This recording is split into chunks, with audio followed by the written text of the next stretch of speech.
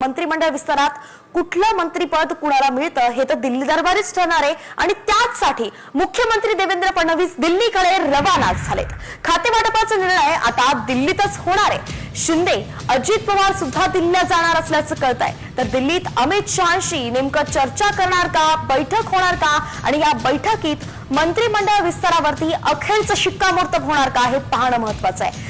14 डिसेंबरला मंत्रिमंडळ विस्तार होऊ शकतो अशी संभाव्य माहितीच जी आहे ती सूत्रांनी दिली आहे आणि त्यामुळे आज दिल्लीत महत्त्वाची खलबतं होण्याचं कळतंय। मंत्रिमंडळ विस्तारात कुठलं मंत्रिपद कुणाला मिळतं हे तर दिल्ली दरबारीच ठरणार आहे आणि त्याचसाठी मुख्यमंत्री देवेंद्र फडणवीस दिल्लीकडे रवाना झालेत। खाते वाटपाचा निर्णय आता दिल्लीतच होणार आहे। शिंदे अजित पवार सुद्धा दिल्लीला जाणार असल्याचं कळतंय। तर दिल्लीत अमित शहांशी नेमकं चर्चा करणार का, बैठक होणार का आणि या बैठकीत